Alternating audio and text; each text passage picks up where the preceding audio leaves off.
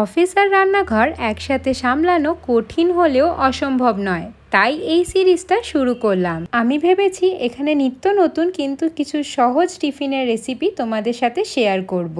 তো চলো আজ বানিয়ে ফেলি মুগ ডাল চিলা। 1 কাপ মুগ ডাল ভালো করে ধুয়ে ওভারনাইট ভিজিয়ে রেখে দিতে হবে। পরের দিন একটা ব্লেন্ডার জারে ভেজানো মুগ ডাল, লঙ্কা, আদা, জিরে, স্বাদ মতো নুন আর বেসিক স্পাইসেস দিয়ে একটা স্মুথ ব্যাটার তৈরি করে নিতে হবে। চাইলে একটু জল মেশাতে পারো। এবার একটা ননস্টিক প্যানে সামান্য অয়েল বা ঘি ব্রাশ করে ব্যাটারটা দিয়ে দিতে হবে। চিলাগুলো বোথ সাইড ক্রিস্পি হয়ে গেলে তার উপরে গ্রেটেড পনির বা চিজ অ্যাড করতে পারো। এই চিলাটা বানানো যেমন সহজ, এটা কিন্তু তেমন টেস্টিও হয়। খেয়ে দেখতে পারো, ব্রেকফাস্টে কিংবা অফিসের লাঞ্চ বক্সে প্যাক করে নিতে পারো।